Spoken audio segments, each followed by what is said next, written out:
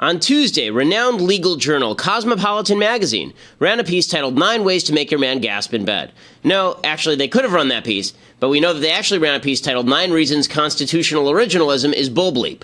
Written by NYU graduate Jill Filipovich, the article evidences all of the brilliant jurisprudential analyses we've come to expect from the journal that informs you which sex positions best tickle your significant other properly.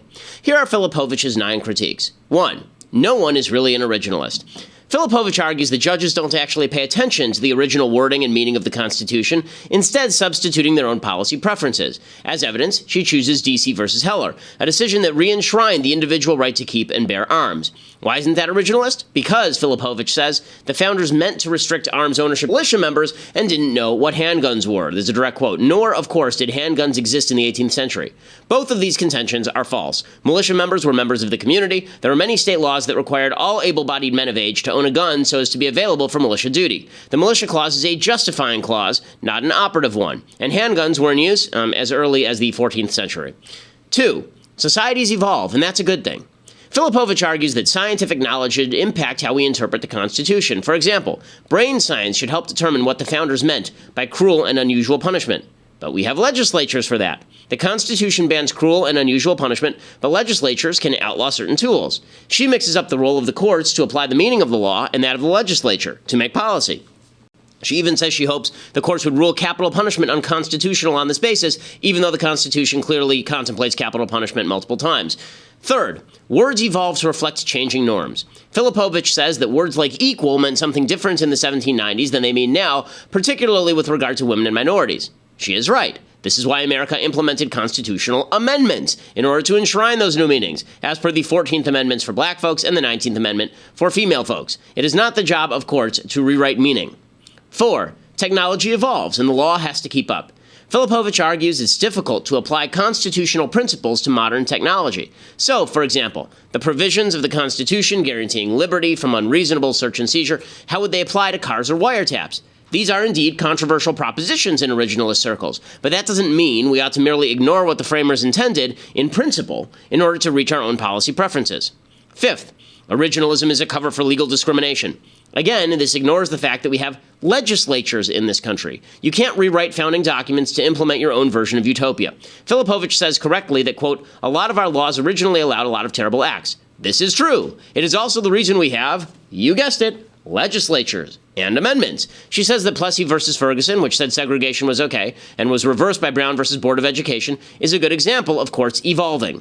She ignores the fact that Plessy was arguably wrongly decided on his merits at the time. That's the case Justice Scalia made during his career, stating that, quote, in my view, the 14th Amendment's requirement of equal protection of the laws, combined with the 13th Amendment's abolition of the institution of black slavery, leaves no room for doubt that laws treating people differently because of their race are invalid.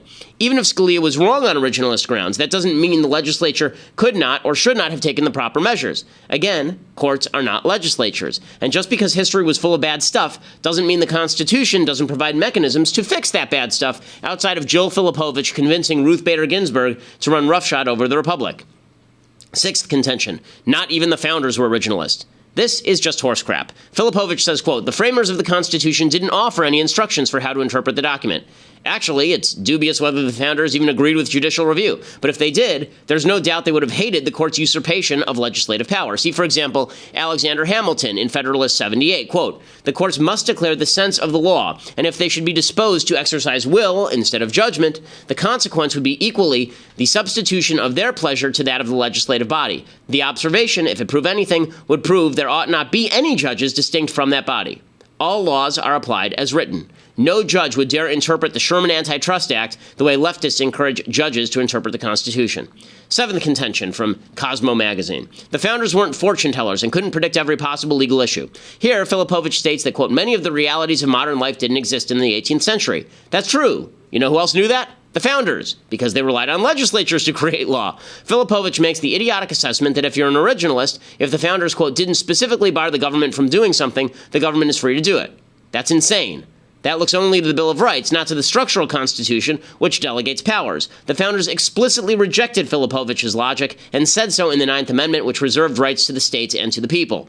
As for Filipovich's example of governments doing bad things at the state level, again, true. The founders recognized that and relied on people not to be complete morons. But they didn't trust the people completely, which is why they created some federal rights. 8. No one really wants to live in originalist countries. I do, if she means that legislators should legislate and, get this, judges should adjudicate. She quotes UC Irvine law professor Erwin Chemerinsky for the proposition that if the court didn't impose its will, quote, this would mean the end of constitutional protection for liberties such as the right to marry, the right to procreate, the right to custody of one's children, and the list goes on. Yet, magically, for decades, the court did not read its preferences into the Constitution, and yet the country didn't descend into chaos and anarchy. That's because we elect people here. Yes, legislatures exist. 9th and final point, a constitution that doesn't reflect changing norms and realities is a constitution that would eventually prove itself ineffectual and irrelevant. Filipovich says the judicial system cannot be neutered lest it fail to check the other branches, except that she wants the other branches to be incapable of checking the mystical wisdom of the judicial oligarchy. A constitution that changes at the whim of 9 unelected judges means a country ruled by a clique, not by the people or their elected representatives. Even Filipovich has to admit, quote, of course the Constitution should be interpreted as it's written.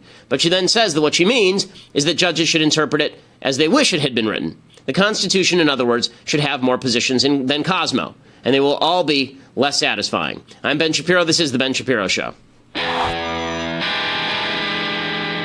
Okay, so that lengthy introduction was meant to illuminate you to the issues surrounding what the left thinks of what judges are supposed to do and what the right thinks of what judges are supposed to do. And that means, as you can hear, all the logic, all of the decency is on the side of the right on this one. When it comes to originalism, the decency in the judiciary is all on the side of the right, and we're about to go through what should be the best time of Trump's presidency so far, the Gorsuch hearings that happened yesterday, the day before. They're happening today as well. Judge Gorsuch is doing a terrific job in front of the Judiciary Committee. I'll talk about some problems with the system of judicial nominations and why they're a problem, why that system is crappy. We'll talk about that in just a second, but first, I want to say thank you to our advertisers over at Tracker.com.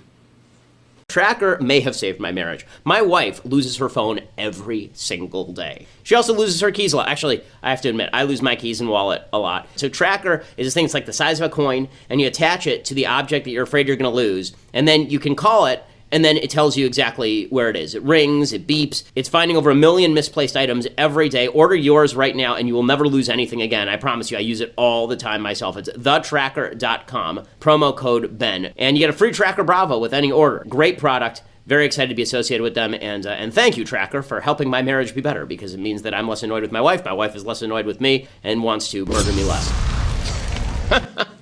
Tracker.com/Ben, and you get that discount. So it's a really terrific, again, a terrific piece of technology. And thanks to Austin and the crew for making that beautiful animation of my wife looking to kill me. Really appreciate that. Okay, so the news yesterday and this week outside of the Gorsuch hearing has not been good for President Trump. We'll talk about Trumpcare in a little while. We'll also talk about some of the issues surrounding Russian connections. It's a big story about Paul Manafort, who's the former Trump campaign manager. Apparently, he was working very closely with Vladimir Putin's allies for a number of years. We'll get to that in a little while. But first, I want to talk about what should be the high watermark for Trump's presidency. The reason I want to talk about this is because I want to point something out. A lot of people have been saying that nationalist populism, this kind of new style Trumpism, that is where the popularity of republicanism and conservatism are going to lie. That if we change over to this nationalist populism, that's where conservatism is really going to be great. That's where conservatism is really going to be able to do yeoman's work. The Gorsuch hearing shows the opposite. The Gorsuch hearing shows that traditional conservatism, and I mean small government traditional conservatism with checks and balance and separation of powers, is still a more powerful idea than the idea of some great God king on a hill deciding who gets to have a job and who doesn't get to have a job. Gorsuch's hearing are the best thing that could have happened to Trump. They were great. Judge Gorsuch did a terrific job. You can see it started off with Ted Cruz, the senator from Texas, asking Neil Gorsuch about originalism and stating Democrats have caricatured the thing.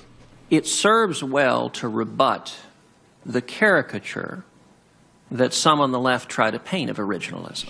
And so under the caricature that some of the Democrats have suggested, you would assume the originalists in the case would all line up on the side of saying, well, gosh, the Fourth Amendment doesn't cover that. And yet the Kyllo case, the majority opinion, 5-4 was written by Justice Scalia, perhaps the leading originalist on the court. Okay, and he's right about that. Gorsuch proved in this hearing that originalism is a hardy philosophy that makes perfect sense. Again, the judiciary has a different role than the legislature. Okay, legislatures make law. The judiciary applies the law according to the wording of the law. When the judiciary starts doing its own thing, as Alexander Hamilton said, it loses its reason for existence. And Gorsuch is very clear on this, which is why, it's interesting. I'm not sure that Trump is going to be all entirely happy with every decision Gorsuch makes. So all credit to Trump for nominating somebody who may rule against him in certain cases. Here is Judge Gorsuch talking about what it means to be a judge. He says, your personal views should not decide the law. My personal views, I'd also tell you, Mr. Chairman, belong over here. I leave those at. Mr. Kochel yesterday said that what he wants is a fair judge. And that's what I wanted as a lawyer. I just wanted a judge to come in and decide on the facts and the law of my client's case and leave what he had for breakfast at the breakfast table. And part of being a good judge is coming in and taking precedent as it stands. And your personal views about the precedent have absolutely nothing to do with a good job of a judge. Okay, so the last thing that he says there is actually somewhat troubling for conservatives, and I would like to see conservatives drill down on this. So there's something in judicial philosophy called stare decisis. Stare decisis means a case has already been decided. It just means precedent.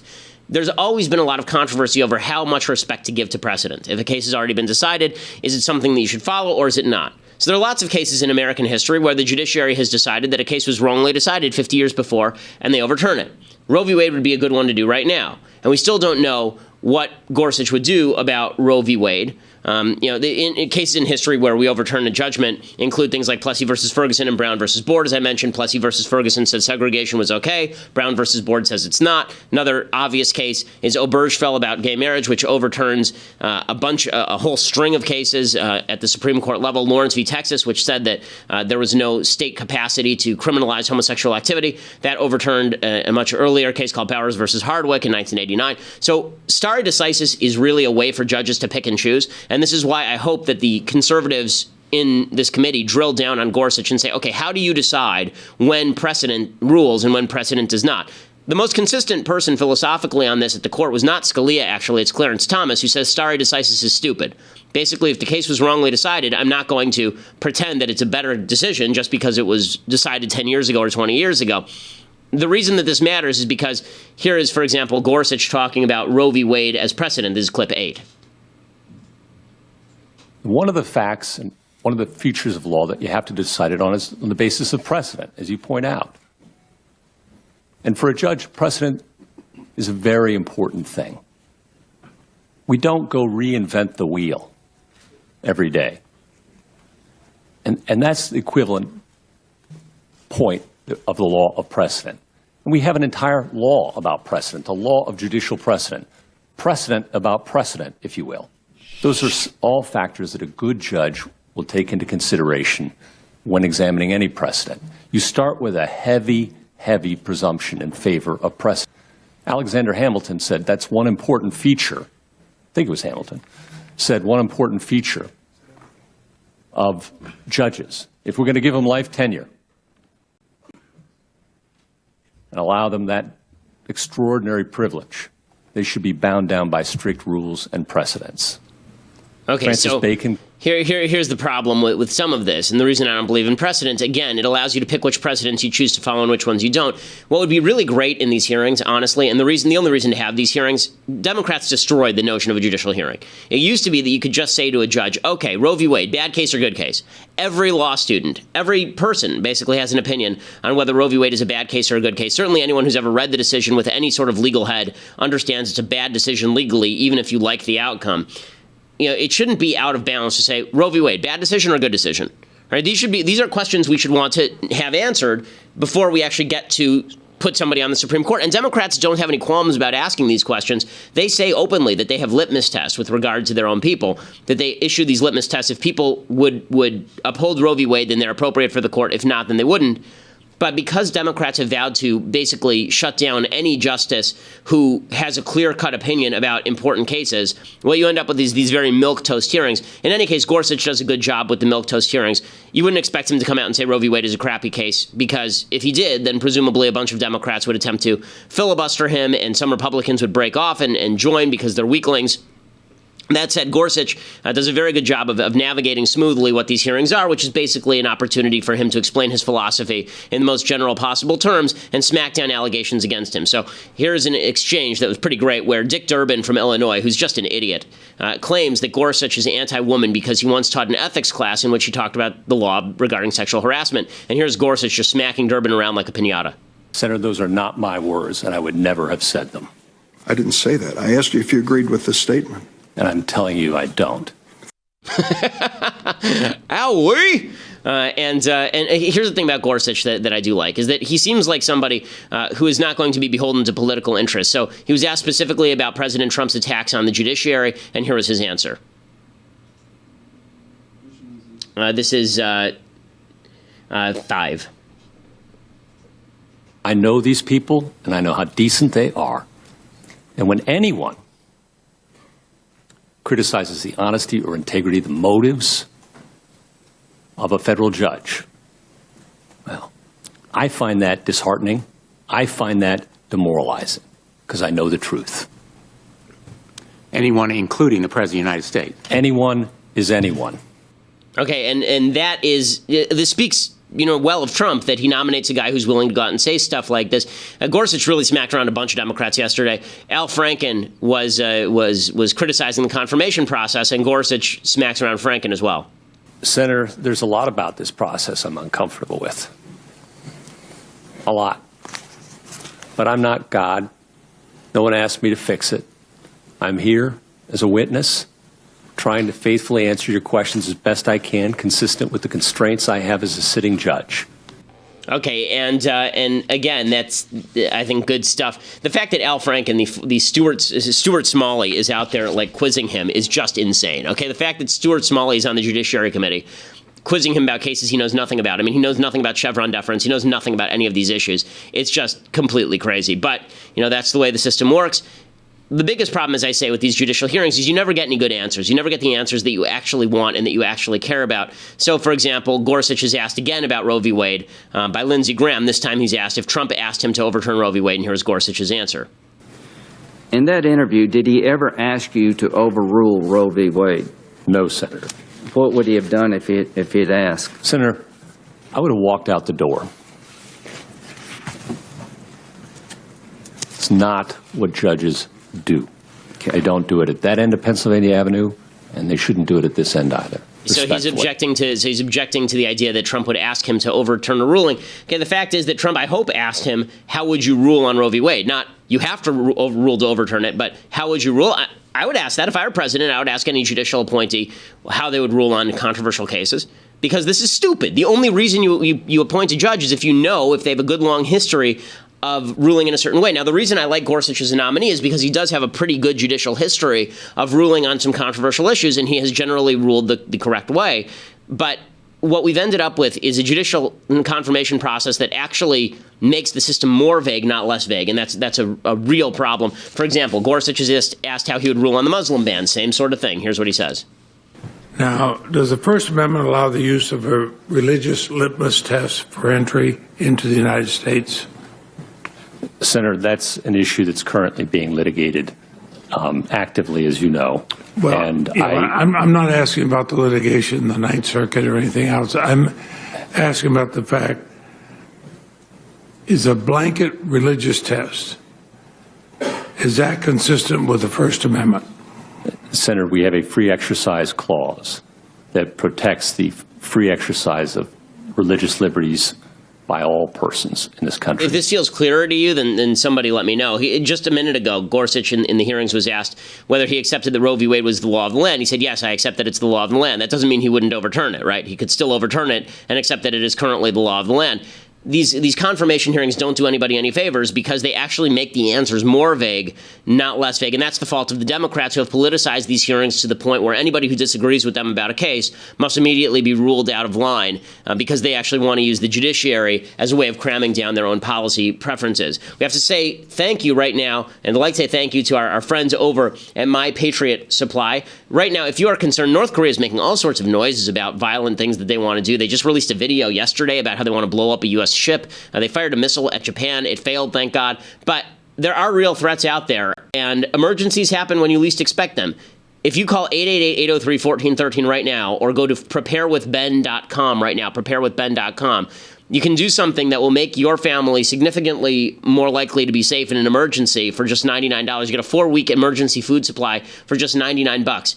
Earthquake, tornado, fire. I mean, there are plenty of reasons why terrible things happen in life. Natural disasters, man-made disasters, and the government can't always get to you for a little while. And that's why it's important that you have a 4-week emergency food supply on hand for just $99. The folks at My Patriot Supply do it better than anybody. Right now, go to preparewithben.com, preparewithben.com, and order it. My team says that the meals taste really good. Preparewithben.com, 888-803-1413, 888-803-1413. Again, it's basically a one-time investment in your safety because these things last forever, and that makes, or at least for dozens of years, I think is the case, like 20 years they last up to, and so maybe in 20 years you have to reinvest for $99, but for the moment you're pretty well set. So go to preparewithben.com. Make sure that you are prepared in case of emergency. It's the least that you can do for your family. Okay, so Gorsuch does a really good job.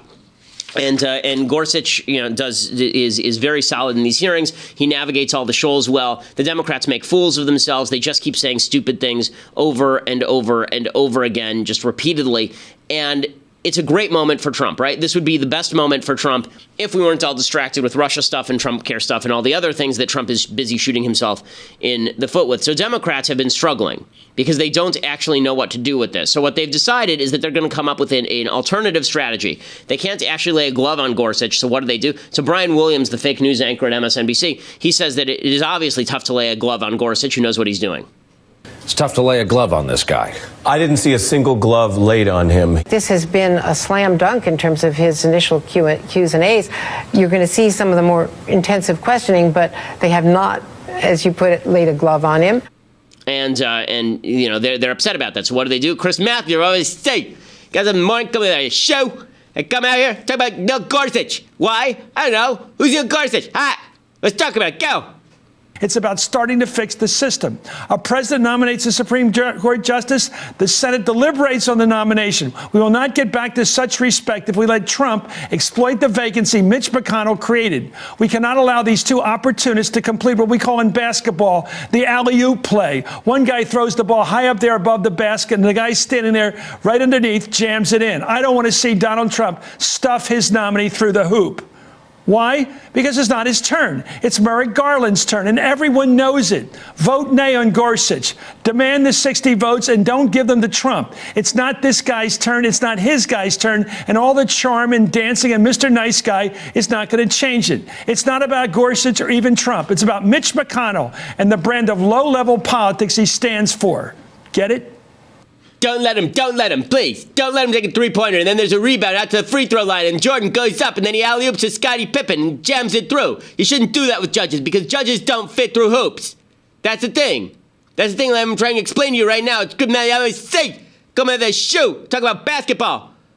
Little Showtime Lakers, ha!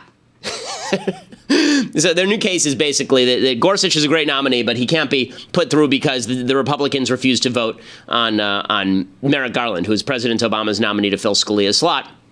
This isn't going anywhere. Let the Democrats blow themselves up on this one. It should be a great moment for Trump. Now, as we continue, we're going to talk about some not so great moments for Trump. Plus, there is a breaking news story that I have to tell you about. A couple of stories that are I think going to, I'll talk about the political fallout from them, but they're pretty incredible stories. We'll talk about them. But you're going to have to go to dailywire.com and subscribe right now. For that, $8 a month gets you a subscription to dailywire.com. Right now, if you become an annual subscriber, you get a free signed copy, a magical signed copy of the most comprehensive book on Democrats ever sort of written, Reasons to Vote Democrat, a comprehensive guide by Michael Knowles. The Amazon bestseller sold tens of thousands of copies, making a sickening amount of money off of it. But we are giving it to you for free, and you get a free signed copy at dailywire.com when you become an annual subscriber. Or if you just want to listen to the rest of the show later, go over to iTunes or SoundCloud. Make sure that you leave us a rating. We are the largest conservative podcast in the United States.